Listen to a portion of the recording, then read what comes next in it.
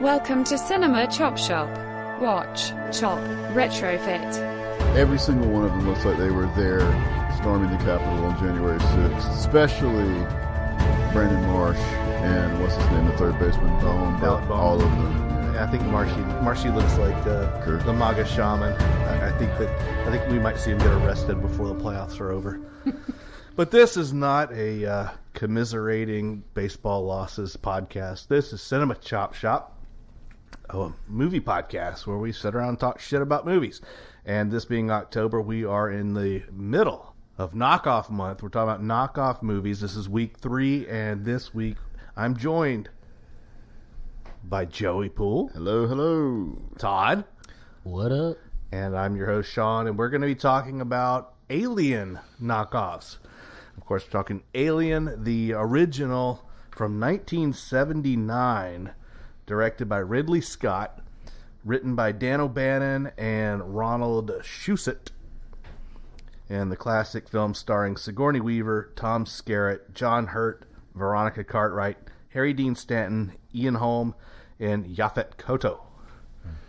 Here's my question about this. I don't usually put too much stock into like Rotten Tomatoes scores, but what is the Rotten Tomatoes score for Alien? It's obviously pretty high. Okay. Yeah.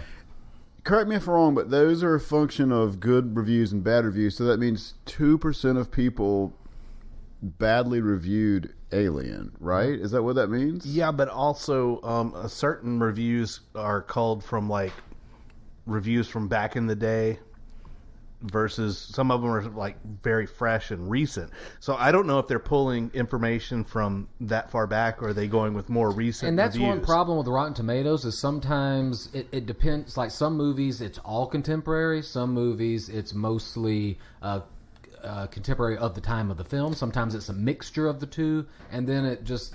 how you interpret the score is kind of... But I get where you're going with this, Well, Joey. what I'm trying to say is, obviously, art is subjective, but who are these people that are badly reviewing Alien? Is that not are like... these people?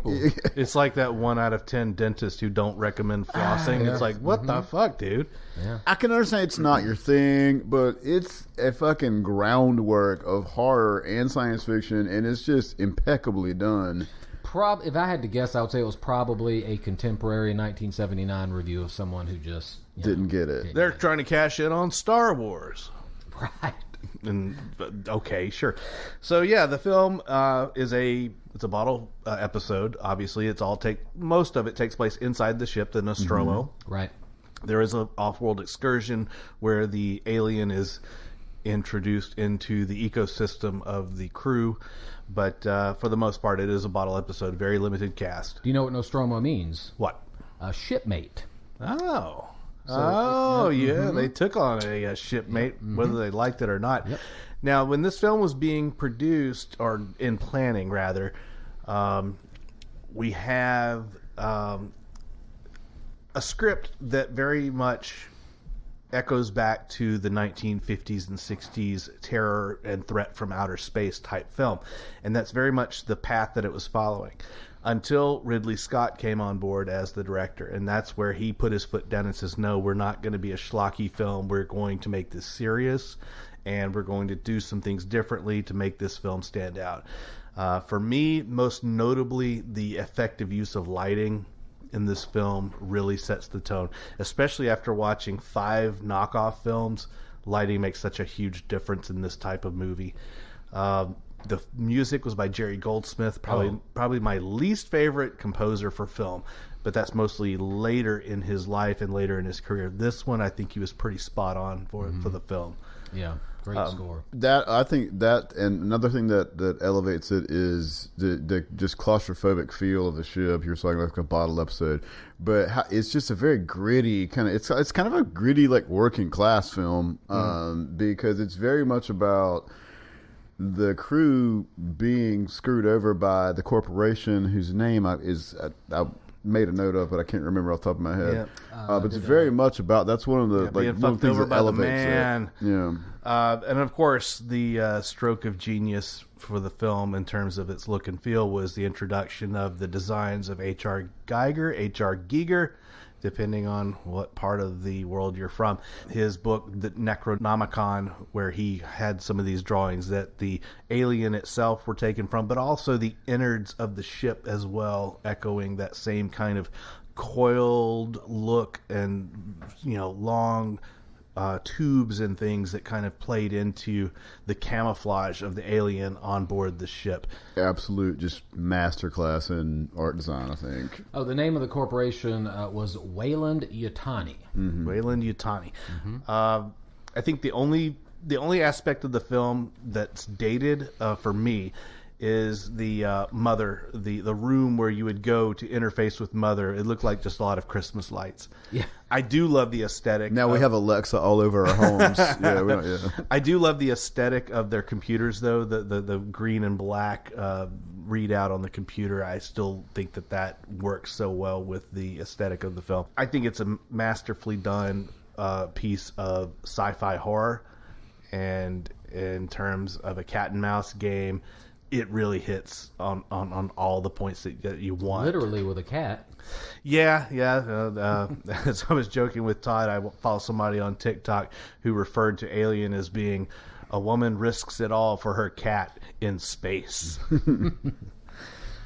Ripley is the ultimate cat lady. It's not a bad synopsis, actually. Yeah. Oh, and I guess the other thing that should be noted, it was Ridley Scott who said we need to cast a woman in the lead role. That was not in the script.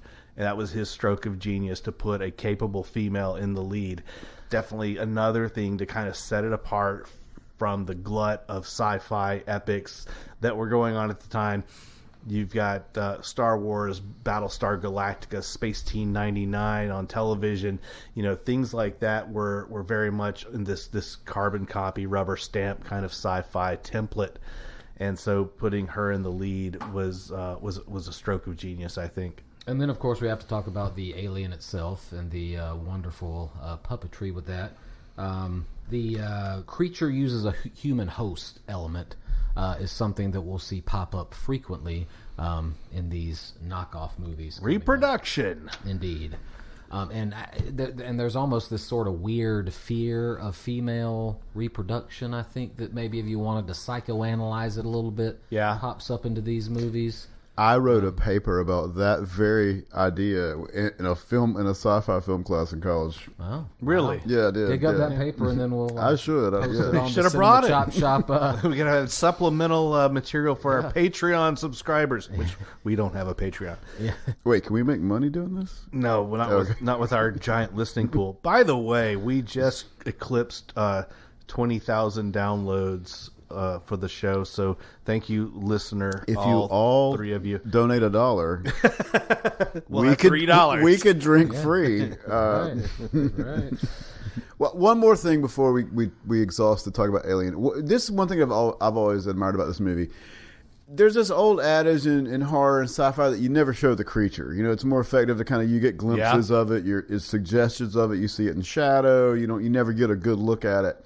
And there's something to be said for that. There's also something to be said for the satisfaction of knowing what the fuck you're dealing with, especially when it has a really cool design. Mm-hmm. And this movie and this franchise kind of is the best of both worlds about that, because we never really get a good look at it for a while in the movie, but when we do, it's really, really striking.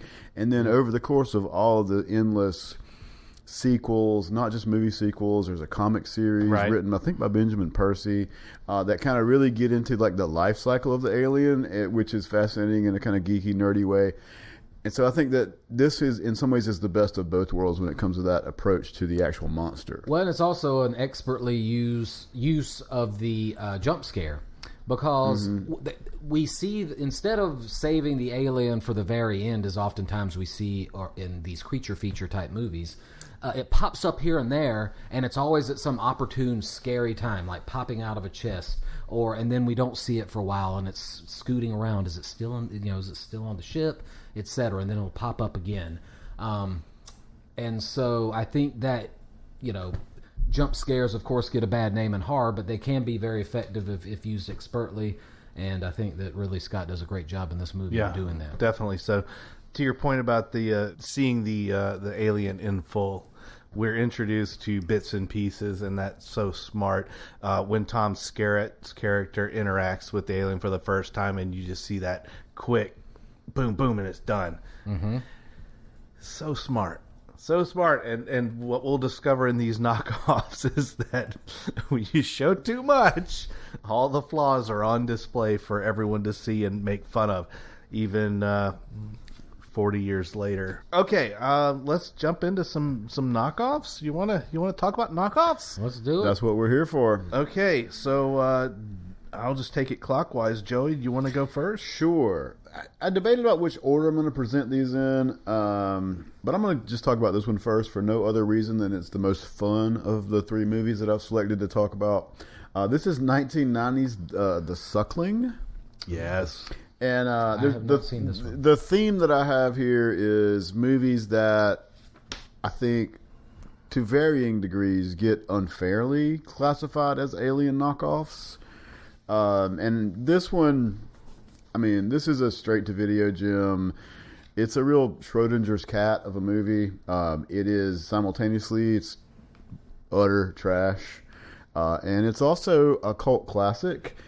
I'm going to say something which is going to piss a certain segment of our audience and our panel here off, but Troll 2 is often thought of as like the end-all be-all of the good-bad movie.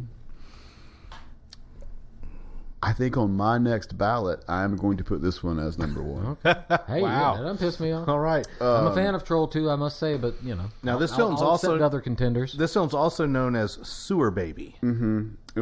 That's actually a better name, a more apt Sewage name for Baby. it. Sorry.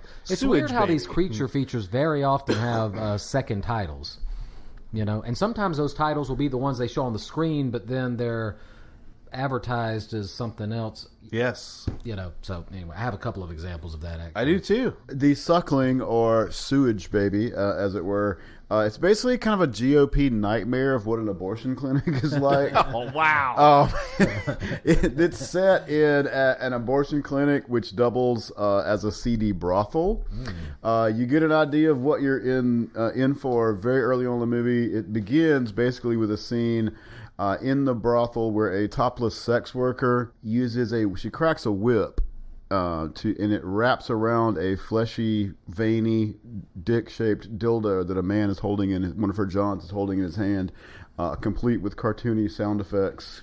Nice. She grabs it and then begins to give him a really good rogering with the dildo, complete also with cartoony sound effects that sound something like this.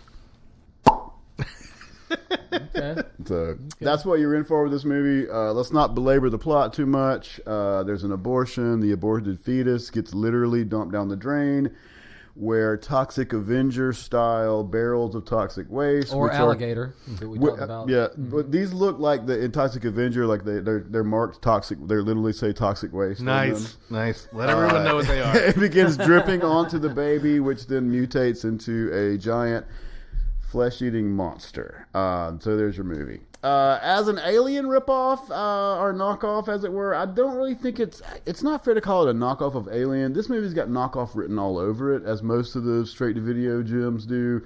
The opening theme sounds so much like the theme to Halloween that Carpenter should have sued, like Led Zeppelin sued Spirit about whatever song that was that supposedly sounds like Stairway to Heaven. The film itself bears really not much in the way of resemblance to Alien, except for the design of the creature itself, which looks like a flesh-colored alien if the alien were done as a guy in a rubber suit rather than as, you know, the animatronics that they did it with in the original film. This film features the unbirthed scene. Yeah, and there's also that's another similarity it has to Alien. Clearly an homage, I would say, to Alien. The creature at one point goes back into the womb in a scene which is very reminiscent of the chest burst scene in Alien, but in reverse. I would go so far as to say the alien races back into the womb. Mm-hmm. Yeah, and it's something weird. Like it's running toward her, and then all of a sudden it's transformed back into like a fetus-looking, much smaller creature. Without we don't know exactly how that happens. But other than that, which, obviously is reminiscent of Alien, I don't think it's fair to call this a knockoff of Alien as much as it is a film that wears its Alien influences on its tattered, tawdry sleeve. So obviously we have the obsession with reproduction. Mm-hmm. We have the beast itself. Yeah. But beyond that, no corporate shenanigans. I suppose that you could, if you wanted to, put on your grad school glasses and do like a Marxist reading of the movie, you could see it as class warfare. But let's not monster cat. Let's not get into that Monster particular cat, circle jerk. Monster cat and mouse. Not so much. Not so much. Yeah. The most of the suspense is not really suspense. The alien just jumps out and kills people in various ways. All right, so that is the Suckling, aka Sewage Baby. Yeah. All right, Todd, what you got? I have from 1981 a film called Inseminoid. So this was a film directed by a guy named Norman J. Warren, who was considered part of the new wave of British horror. He directed films called Satan's Slave, Prey, and Terror. And these films were usually kind of B-movie quality with some sexploitation thrown in or things of that nature. The person who did the special effects for this was a guy named Nick Maley, who prior to this, actually, so this was after he had already established himself, was famous for doing the animatronics for Yoda in the Star Wars films. He also worked on Superman 2 as well. And so he did Inseminoid, this B picture, after he had already, done Yoda. You would have thought he would have been on to, bigger and better things, but a demotion he got. Dude just likes to work, man. Yeah, I guess so. Well, and the creatures end up looking actually fairly impressive, I think. In a B movie way, but kind of. I was gonna say the same thing in Suckling / Sewage Baby. It's kind of corny and it's very much looks like an alien knockoff dude in a rubber suit, but it's actually pretty impressive practical effects for the budget that I'm sure this movie had. Other well-known people involved, Richard Gordon was one of the producers who was, he produced a lot of British exploitation films, like my favorite one, Fiend Without a Face from the late 1950s. That's a great movie. Which was the Brain Vampire movie. If you've never seen that, seek it out. Shaw Brothers, who are famous for their Kung Fu movies, were co-producers on this. Basically, the plot is scientists who have gone down to this planet where they have discovered an ancient civilization. So it's archaeologists, essentially. The ruins of an ancient civilization, alien civilization. And so it's not quite the corporate, morally bankrupt setup that you get in Alien and other movies of that ilk, but it creates the similar setup where you have just a small number of people who are down on this planet, and so they don't have, that creates this sort of claustrophobic feel. So certainly that claustrophobia is intended to be recreated for Inseminoid, where the people get kind of trapped on the planet. There's this whole thing about, apparently this alien species had chemical intelligence through these crystals. And I didn't, frankly, understand the logistics of all that. It didn't make a lot of sense, but these crystals become important because it is one way in which people become infected by the alien, okay? Now, the confusion comes in when we actually see one of the aliens. So I don't know. So the name of the movie is Inseminoid. So probably most of you can kind of guess where this bad boy is going. Right. So it seemed like the setup was supposed to be that these crystals / chemical intelligence was behind everything. But then we actually see an alien who takes this phallic-like object with a blue substance dripping out of it and rapes one of the female archaeologists with it and impregnates her. So then I think you might be overthinking this, Todd. I don't think so. Todd? No. What? No. We go from crystals to an actual alien. We never see this actual alien again. Presumably, he's impregnating a woman because they need the human host to save or reignite the species, I assume. They don't really get too much into that, but that's kind of where I think they're going with it. And so anyway, we have this element, and really Aliens too, if you think about it, is kind of has a invasion of the body snatchers element to it, and you get a lot of that in this movie as well, where these crystals will infect people, sometimes vampire style if people, or zombie style if people get bitten, they're alive, but they're, acting on behalf of the alien race, that type of thing. So the main character, the woman who's pregnant, does everything she can, of course, to protect these babies, but she's trying to fight it too, so occasionally her real self comes forward, etc. In pure alien style, eventually you have the birth of these two creatures, and it's twins. Alien twins. Now, this is the part where the characters in this movie are extremely stupid, because instead of, when they find these two creatures just by themselves, the mother has been distracted and run off, they could stomp their heads and kill them, but they apparently have sympathy for them and take them and swaddle them and take them into hiding. And then, of course, those two babies start eating people. So by the end of that's the reveal at the end of the movie. They think that they've saved the people who weren't killed yet and stopped this madness. They go into the room and see the two babies are eating the people who were left in the room with them. Lovely. And then later on, a ship comes to check up on these people who they haven't heard from in a while. And the ending is that these two twins stow away on the ship that has come to look for them. So in any nicely case, done. So let's go over the similarities. What do you got? So again, the capitalist venture element, not quite there, but usually the way these films handle is they go with the science instead. Yep. So that's what this movie did. The badass woman angle is kind of there a little bit. Okay. There are two female characters. One of them is the female character who gets impregnated, and she's kicking a lot of ass, but she's a bad guy, I guess. Or she's become a bad guy because of her infection. And the other one is this character played by the character, or she would eventually be in the first Hellraiser as the, what was that character's name? Julia? That was... took up with Frank in Hellraiser. The remember? bitch? She was married to... And then she took up... Yeah. She's in this movie, and she plays sort of that character that's trying to be the foil and hunt her down. She ends up getting killed, though, so she doesn't get that Ripley... We clearly have the Beast. We have the Beast. There's the pregnancy angle. Fear of the woman has been inseminated. Right in the name. Yep. Right there in the title. We have let's see. Cat and mouse. Cat and mouse. Absolutely. The alien itself is hiding at times. Once it impregnates the woman, sometimes she tries to act normal.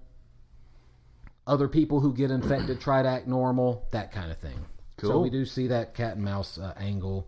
I mean, never thought about this until just this moment, but is Alien the genesis of body horror? No. Cronenberg was very active before this. Okay. Yep. Yeah, you're right. Like The Brood. Yeah. And even other movies. I mean, it wasn't like Cronenberg invented that either. So correct. But there's, totally. All right, I'm going to start off. I've got 2.5 Corman movies. I say 2.5 because number 2 and 3. Number 3 is a direct remake of number 2. So anyway, we're going to start off with number 1. This is Galaxy of Terror, 1982. It's directed by B.D. Clark. This is his last movie he directed. It stars Roy Mr. Hand Walton from Fast Times at Ridgemont High. Oh, nice. Aaron Moran from Happy Days, Joni Loves Chachi. It's Joni. Oh, okay. Yep. I didn't know. A very young Robert Englund. Wow. Oh, nice. Sid Haig. Okay. Perfect. It's got Grace Zabriskie, who played the crazy wife of Palmer on Twin Peaks. You've got, and then you have a guy named Edward Albert, who is like a Tom Skerritt lookalike. Interesting about this film, the art director was James Cameron. Wow. Even more interesting about this film, the set dresser on this film was a young man who had not yet started acting named Bill Paxton, who would later go on to be in Aliens. You've got a film about this pyramid in space, and these astronauts are checking it out. This is where ancient aliens got their thing, probably. Yeah. The uniforms look like it came right from the TV Battlestar Galactica from the late 70s, the very khaki-colored unis. Each of these astronauts are trying to investigate this pyramid. And I guess one thing that this does a little uniquely and differently, instead of having a true beast alien for a special effects artist to work with, the alien actually kind of takes on different manifestations for each individual person. So while one character might see a mirror image of himself as being the enemy, like Sid Haig for some reason had a giant crystal throwing star, and I don't know why, and I forgot what he saw, but badass. But he ended up using the crystal against his own body. He cut off his own arm, and because he saw something slithering up his arm, and his severed arm grabbed the throwing star and killed Sid Haig with it. Just some really dumb, bizarre kind of deaths, but everyone's picked off one by one by this alien. And then the lead actor, the Tom Skerritt lookalike, ultimately has to, at the top of the pyramid, of course, has to be faced with each of his crew members coming back to face him in the manner in which they all died. Joni / Erin Moran had all of her skin melted off, and she was like the next to last to go. And so he has to encounter, because he had the hots for her, so he has to encounter her without her skin, which, you know, it's unpleasant for anybody, I would imagine. A couple of things about this I thought were kind of neat. The off-world scene in Alien that later became the template for Prometheus, the big prequel movie. A lot of this film which I think is a great film, and people hate it, but I think it was important for what it did to the mythos of. Well, it definitely tried to restore some seriousness and legitimacy. If you've ever seen Alien 4 or Alien Resurrection, whatever it's called, they really were at a low point. Hitting on the check boxes, blue collars. Everybody's blue collar in this film, yes. Is it a cat and mouse game? Yes. Obsession with reproduction? Not so much. Was it schlocky? It tried to be not schlocky, but, you know, as these low-budget films go, they typically are. No capable female lead. I don't think Erin Moran really filled that role because she was just she just wanted to be with the captain, you know, so no. Corporate shenanigans, not really. The Beast, definitely yes. So that's the first of my Roger Corman Alien knockoffs, which I guess, you know, I think I mentioned at the beginning, Alien itself was kind of evocative of the old Roger Corman Alien menace from space kind of film. So it's kind of a full circle thing. He kind of owned it.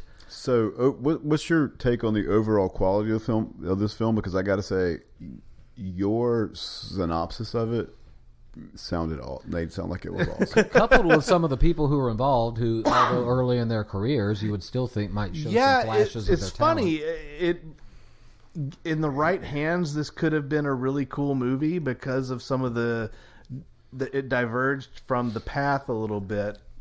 The you know, having to have your own little interaction with the alien that wasn't dealing with just a slimy beast, but instead something dealing with your mind. That was kind of a neat angle, I thought, but not very well handled. Well, I know Corman was the producer on this, not the director. Right. But if Roger Corman had made, as a director or a producer, half as many movies as he did, we might be talking about him like we talk about John Carpenter. I've seen some great Roger Corman movies. Yeah. His Mask of the Red Death is a good movie. Yeah, I think that Corman gets a bad rap because he would like to shoot a movie in 6 days and everything's on the cheap. And, fuck it, let's make a movie, y'all. Yeah, exactly. It's like one take and we're done. They're paying us to do this shit. Yeah, yeah, we're burning daylight, folks. So, yeah, his economy of filmmaking works against him a lot of the times because I think Roger Corman really had a lot of talent and he really knew how to make a good film if he wanted to. He's a pretty important figure in film history, I would say. I agree. We usually talk about him in laughable terms because of some of these films where, He's just kind of behind them, like the Fantastic Four film. That was terrible. That was awful, And it's unfortunate because, I don't want to diminish some of the achievements that he had early on in his career. I think in addition to some of the movies he made himself, he was heavily involved with getting a lot of European directors distributed over here for the first time. Like I believe Bergman, I think he helped get distributed over here back in the early 60s. Wait, what? Ingmar Bergman. Ingmar Bergman, the director. I know, but I'm saying... No, but he was involved with helping get him distributed over here. Well, we even talked about it last week on the Gremlins episode.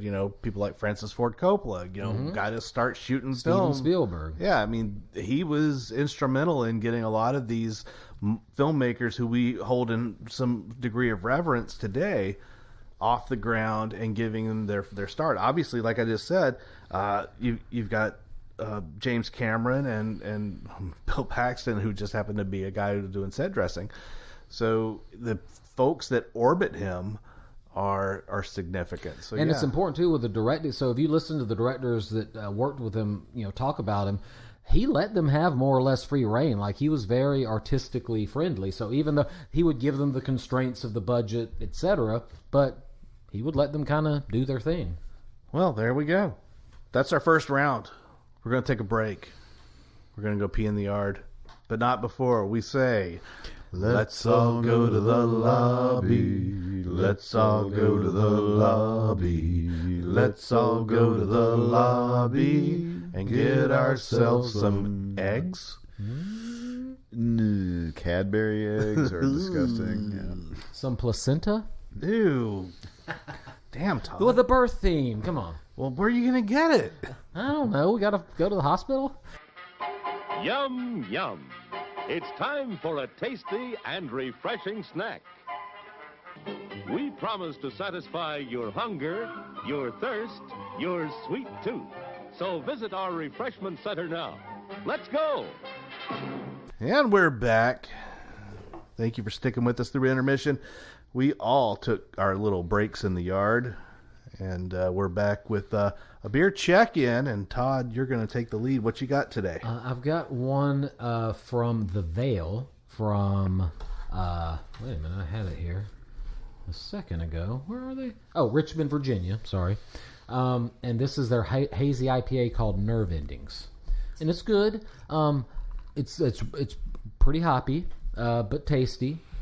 So, depending on where you stand on hops and the degree to which you like them with your IPAs, I would. What do you think? You like it? Lovely. Like it. It's good. The Veil does good work. Yeah. If you get the chance, I recommend making them one of your stops. If you ever have to drive up to Richmond or even up to D.C., it's worth the detour. Yeah. Well, we're going to dive right back into our knockoffs.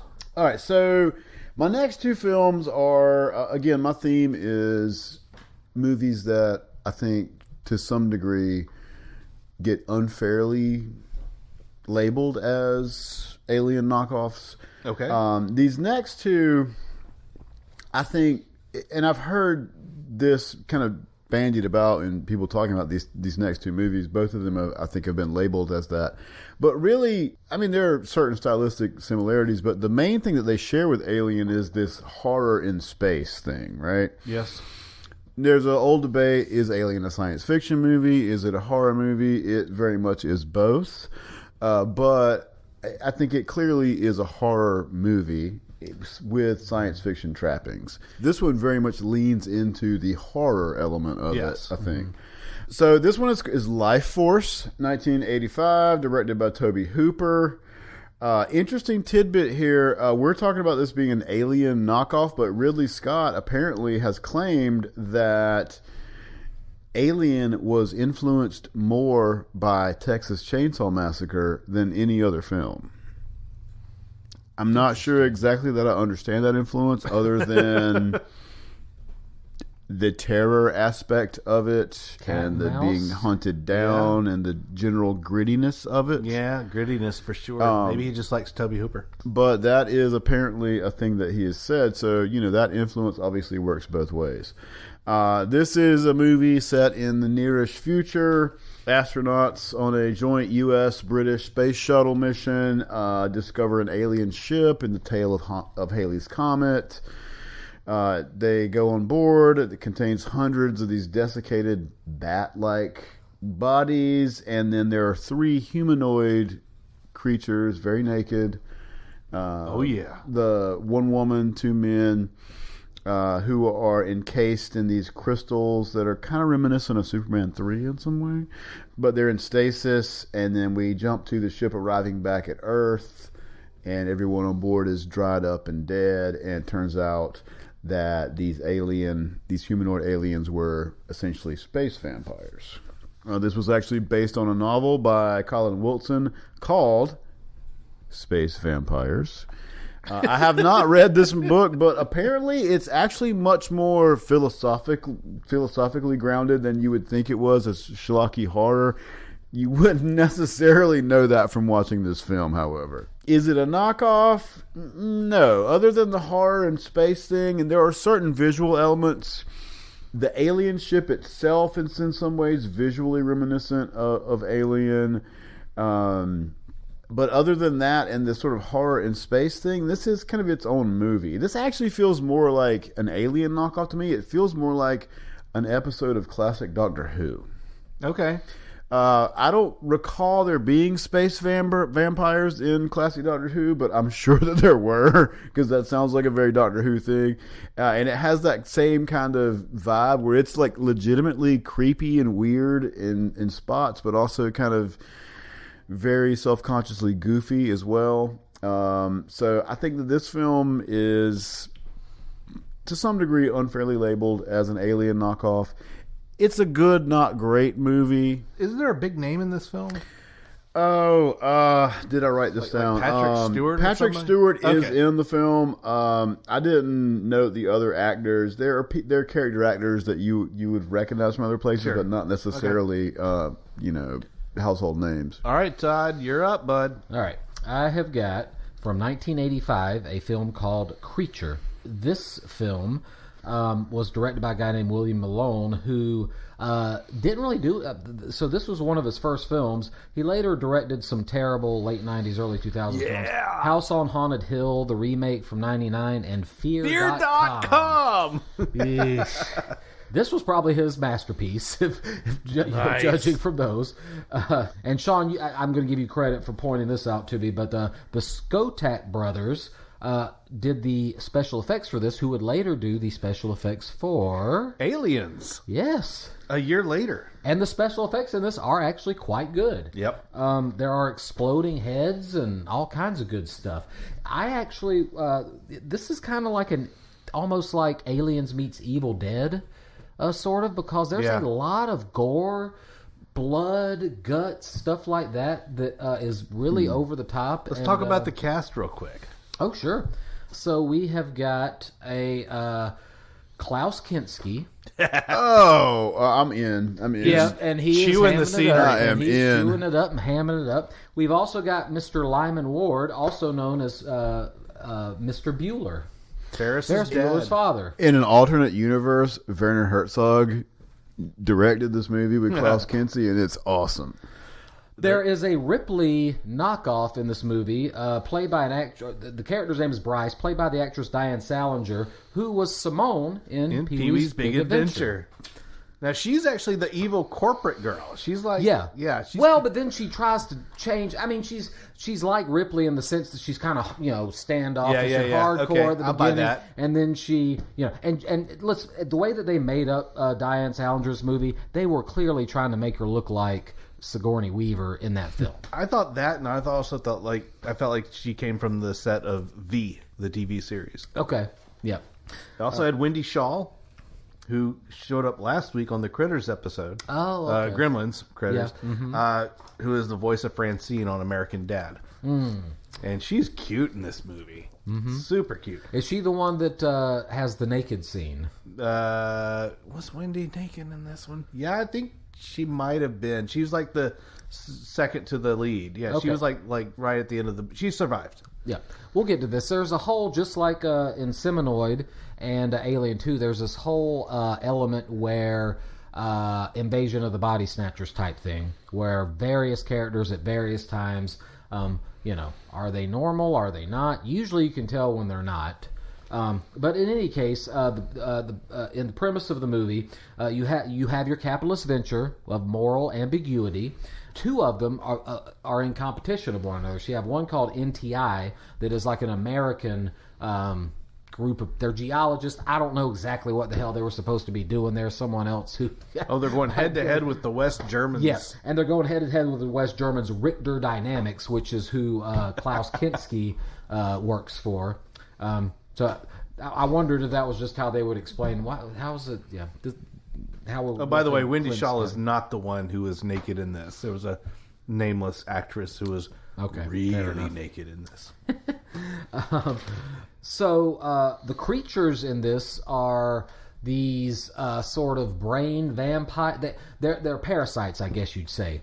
They attach themselves to the host, so you have that host element, and then they control them essentially. And so, kind of like Invasion of the Body Snatchers, that sort of thing.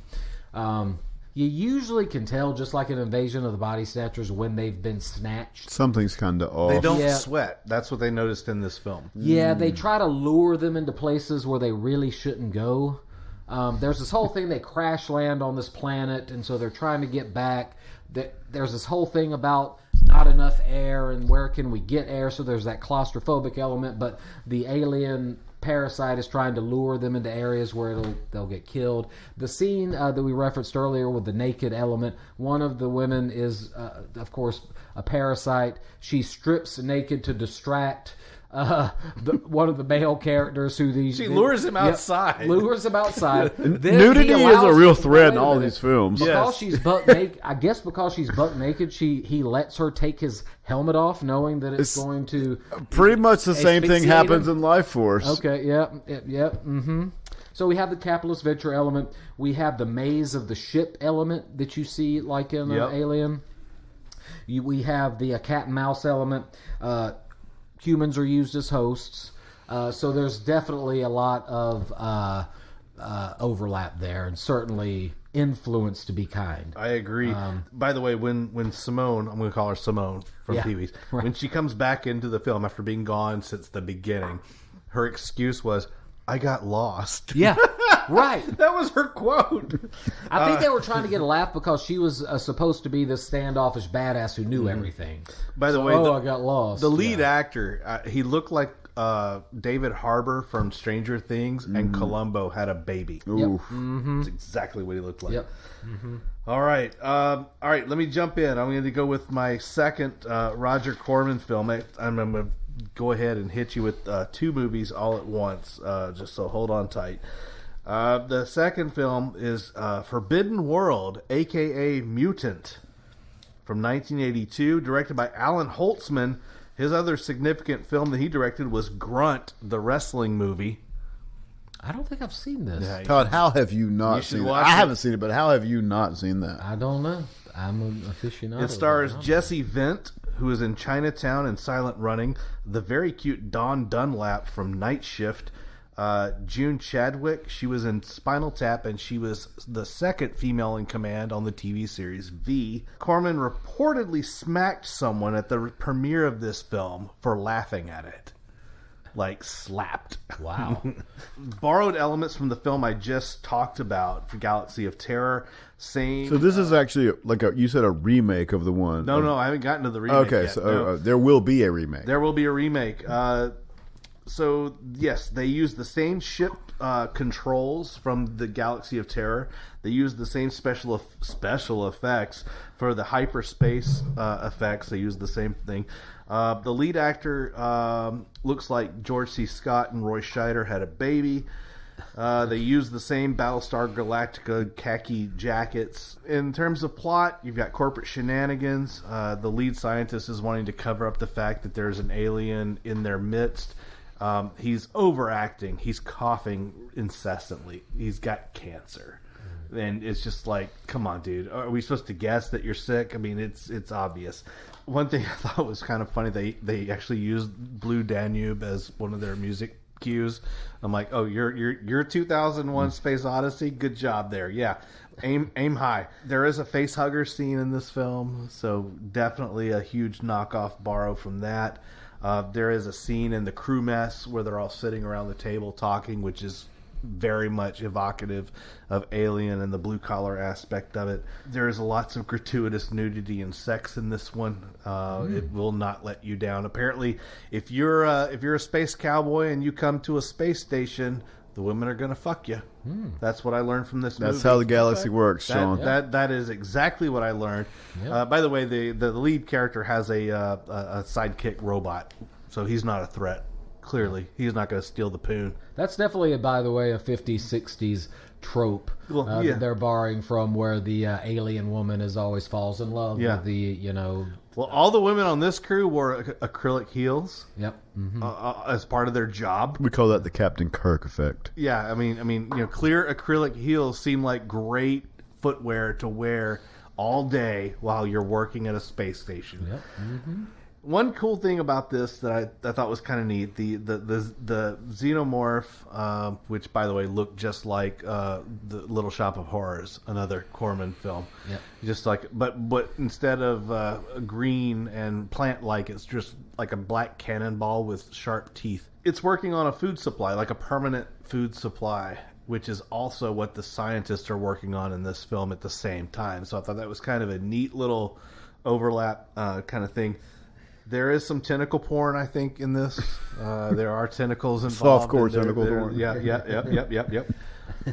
And at the end of the film, the alien pukes because what they do, the lead scientist who's sick forces the space cowboy guy to do surgery on him. He talks him through it. So he talks him through it and pulls out his tumor.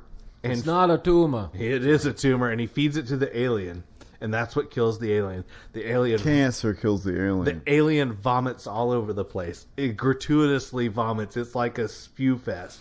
It's laughable. So I definitely recommend watching this one for a good laugh or two. Blue collar, yes. Cat and mouse, yes. Reproduction, yes. Corporate shenanigans, yes. The Beast, yes. Capable female lead, kind of, sort of. Borrow just a few more minutes of time.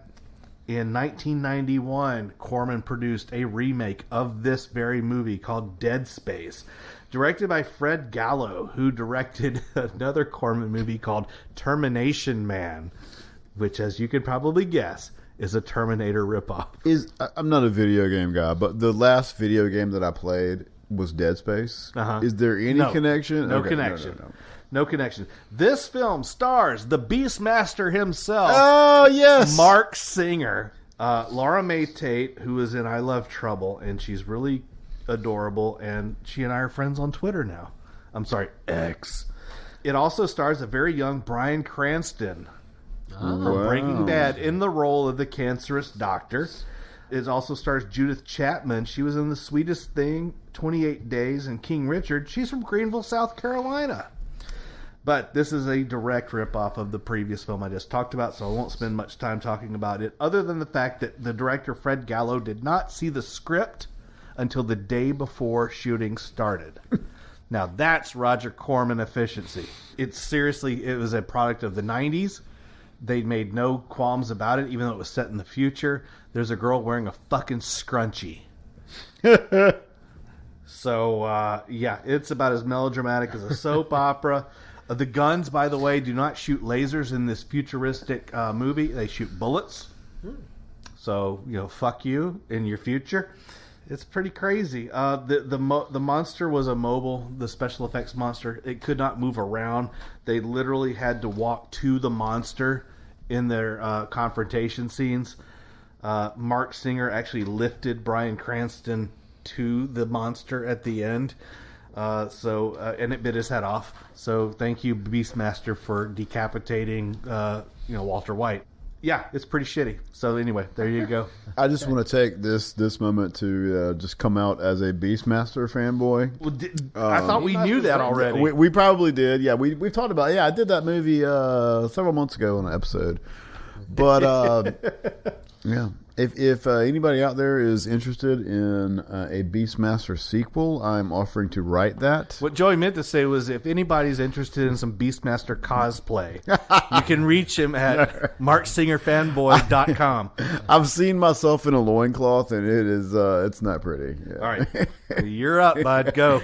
All right. So again, these are movies that I think, to varying degrees, get unfairly labeled as alien ripoffs. And this is one that I've actually heard that term bandied about as well. It's Event Horizon from 1997. Directed by Paul W.S. Anderson, who actually did one of the Alien vs. Predator movies. In addition to a whole bunch of video game movies, he did Mortal Kombat. He did like 3 or 4 of the Resident Evils. So that's what he's all about. Event Horizon is probably his best film. It stars, I think we all share in this, our shared love of Sam Neill. Yep. Oh, yes. Yeah. Absolutely. It's one of the, I'm not saying it's the last movie that like actually scared me and got under my skin. Yeah. But it's one of the last movies that like really, really got under my skin and before I became really jaded as a horror fan.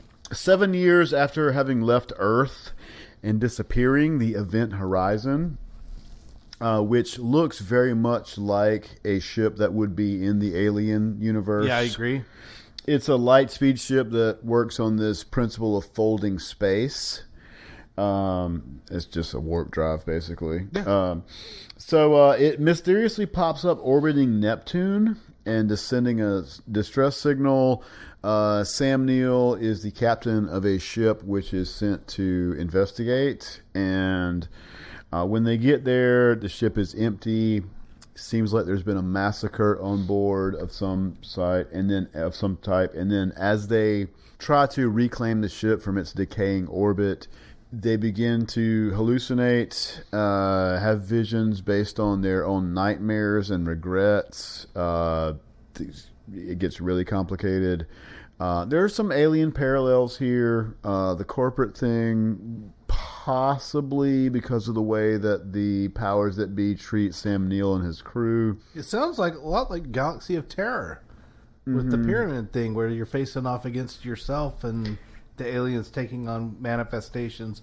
There's a lot of similarities between these two. Yeah, instead of there being like an alien creature that we're fighting against, it's this sort of Lovecraftian, this idea of like. Of course, this movie is much, much better than what I talked about. Yeah, it's a great movie, and it's they basically descend into madness because of the space and time folding nature of the ship's method of travel.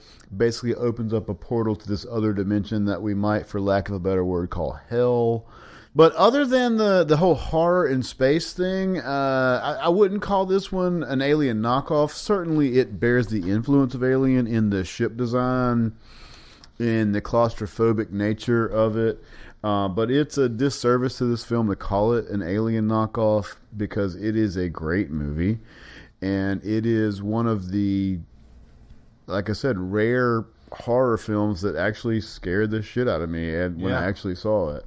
And it's, it'll stick with you. It really will. Both because of the really gruesome special effects. There's a couple I won't ruin anything for people who haven't seen it, but there's some really gruesome kills in this movie, basically. Just the existential dread of it. It's just dripping that kind of stuff. It's I think that's film. where a lot of the comparison can come from, though. There is that dread that carries across both of the movies very similarly. Mm-hmm. Well, Todd's over here bouncing in his chair. He's wanting to go. So, 1989, Alien from the Abyss, which, as the title will suggest, is a knockoff not just of Alien, but also of The Abyss that had come out, I believe, a year earlier. These are from our Italian friends who, as I pontificated about on a previous episode a couple weeks ago, their producers just love to hire their directors to rip off whatever is popular in American cinema at the time. The director in this case was a guy named Antonio Margheriti. So he's in this lineage of guys like Jess Franco, Umberto Lenzi, guys who began their careers in the late 60s and bounced around from genre to genre depending on whatever the producer needed them to do at the time. Spaghetti westerns, gangster films, cannibal movies. So for example, his two most famous movies was a spaghetti western from '68 called Vengeance, and then 12 years later in 1980 he did a movie called A Cannibal Apocalypse. So he, these guys are bouncing around from genre to genre, and these guys are working class directors. They're not, effete, artists who have to do their vision or whatever. Someone offers them money to make a movie, and by God, they're going to make it, and they're going to do it to the best of their ability. So in any case, this film, Alien from the Abyss, is basically Joe versus the volcano meets aliens. You have Greenpeace, a male-female Greenpeace team goes to this island to expose this evil corporation. So we've got the evil corporation who is dumping toxic waste into an active volcano. Why? I don't know. But is that actually is that the premise of Joe versus the volcano? No, but there's a volcano and there's a romantic angle which emerges in this. So that's why it's been decades since I saw that film. So anyway, the Greenpeace team goes there in order to expose the corporate shenanigans. What ends up happening though is that because of this combination of nuclear or a combination of toxic waste and an active volcano. Now, is it labeled clearly as toxic waste? Not in that case. But it's in the barrels that signify toxic waste in movies usually. But what ends up happening is that there ends up being a creature that evolves from this demonic mixture that comes to start terrorizing people. And the Greenpeace team kind of gets caught up in it. And there's also an evil, the evil capitalist who's sort of the manager of all this and is insisting on let's move forward with the corporate agenda against all odds guy. Is a guy named Charles Napier who plays Colonel Kovacki. He played Marshall Murdoch in Rambo 2, for those of you who remember Rambo 2, maybe not. Anyway, he's also if you see this guy, he's very familiar character actor in a lot of stuff. The alien similarities here. So the creature itself is essentially they call it the giant claw, and it's literally like a rubber claw when you see it on the screen. Nice. With some animatronic properties. Some. Yes, correct. That's like saying Chuck E. Cheese has some animatronic properties. Yeah. So we're working on a cheap budget here, as the Italians genre. So's Chuck E. Cheese. Yes. So you have the creature. It's a claw, so it's sort of, I guess, probably trying to invoke that kind of alien through the stomach thing. The Abyss, if you've ever seen The Abyss, it's sort of invoking that thing because the creature actually somehow, and I don't get what they expect the science to be of this, the creature from the volcano ends up manifesting itself in the ocean.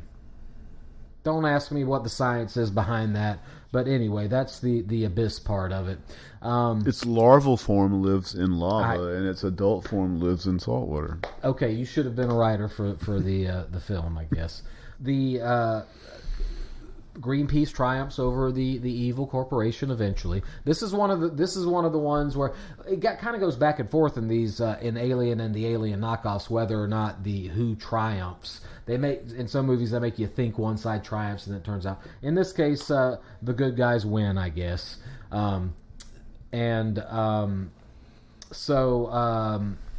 Is there a badass female character? Yes, the Greenpeace chick. They make her walk around in her panties some needlessly, but she kicks some ass in the movie. She's definitely the Ripley type character in this. Blue collar element, yes, that's definitely present. The Greenpeace people are not rich. There's also another character named Lee who becomes involved, who's like a scientist, but not like a rich scientist or anything like that. And of course, the science gets involved too. Alien from the Abyss, also known as Alien from the Deep. You may see it stylized as that. Fun movie. Definitely a combination knockoff in this case, as the title suggests. Not a good movie, but if you like schlock, give it a watch. This will be my final entry. This is going to be a brief one because the film is not really worth discussing. It's called Star Crystal from 1986. It's directed by someone you don't know. I feel like that was a really waste of a great title, though. If this I know, right? Yeah. And it stars people you don't know.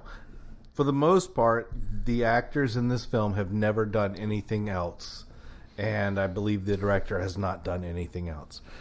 In 2035, 11 years from the date of this recording, 2 astronauts are mysteriously killed following the discovery of an artifact on Mars.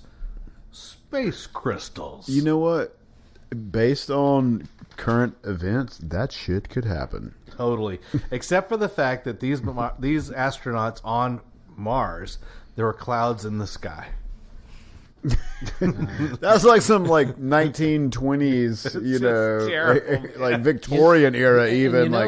Here's what Mars is like. One reason why it's so bad is with the crystals angle, they're trying to rip off in Seminoid. They tried to rip off the wrong movie. Let's just put a red filter on it.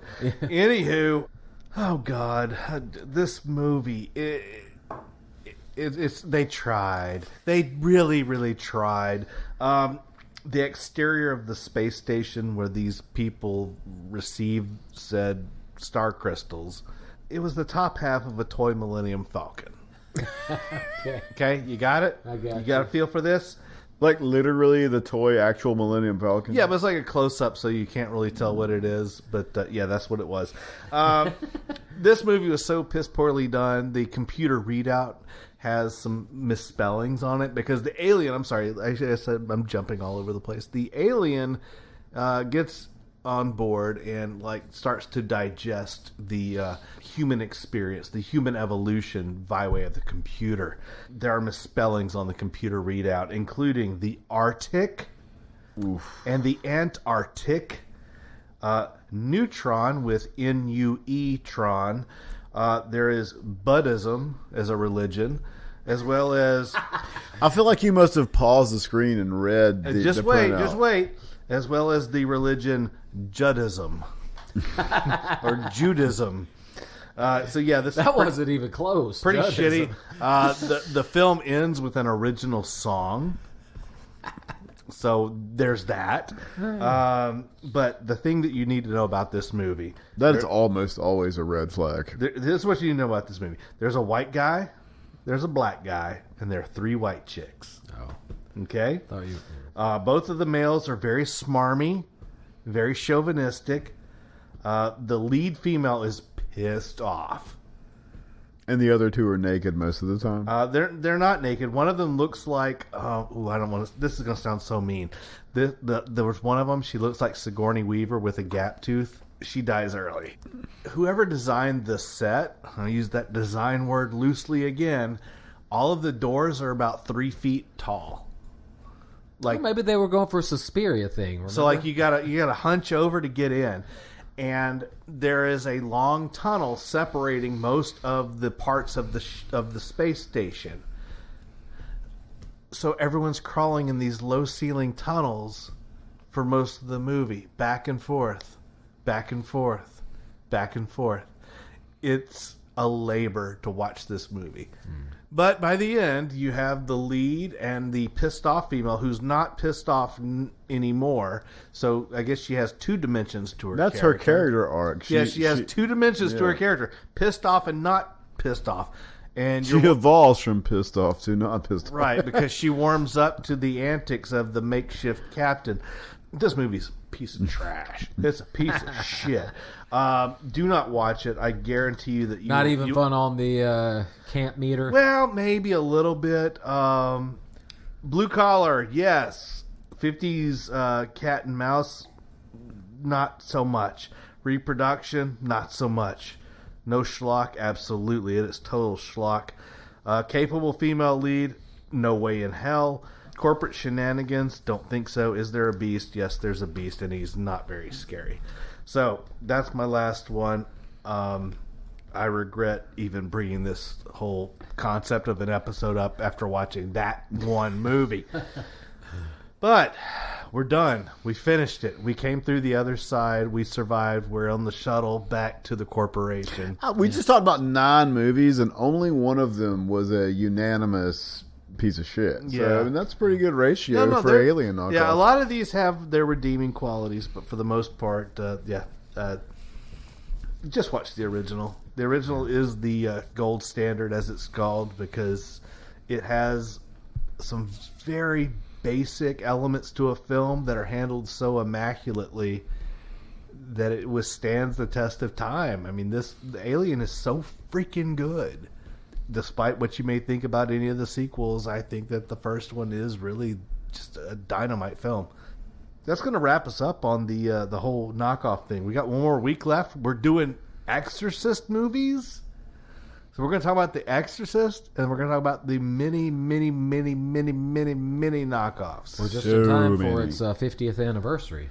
Yes, 100%. So we're looking forward to that. We'll wrap up knockoff month with that one. You guys, Well, there's a that's timely because there's a Exorcist. yes. Is it like a reboot? No, it's a new one. It's a new one that's.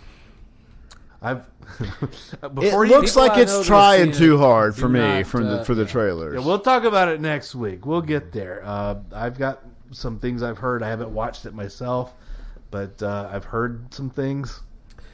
By next week, I'll probably have seen it. So. Yeah. So join us, please, won't you? In the meantime, anybody got plugs? Anybody want to talk about anything they want to plug? Any movies you've seen? Any shows you've seen? I have both a movie I've seen recently and a plug. Go for it. It seems like every time that I think that I've exhausted John Carpenter's catalog, a movie pops up that's like a lost John Carpenter classic. And I recently had that experience again this week, and it was In the Mouth of Madness, which is on Criterion Neill, the Channels. new, Sam Scream Neill. King that I mentioned earlier. Yeah, it's on Criterion Channels. 90s horror. 90s horror curated list. And it's pretty damn good. Very like a Lovecraftian thing involving a writer who's writing things into reality, the apocalypse basically. And it's pretty damn good. I had Psycho 2. So I didn't. I just assumed that would be a shitty franchise. But I ended up watching it, and by the way, so there's 4 4 of them, and Anthony Perkins is in all of them. The second one is a damn good movie. Yes, it is. Is it as good as Psycho? No. But it is a damn good movie. Young Meg Tilly is in it. She's great in it. And I would highly recommend people seek out and see that movie. The ending is somewhat botched. I wasn't crazy about it, but it is like a damn solid sequel to a classic movie that I was not expecting at all. Awesome. I watched from Criterion in their Techno Thrillers catalog a Cronenberg movie that I have not yet seen from 1999. It got buried with underneath all the other great films of 99, called Existence. Capital X, capital Z.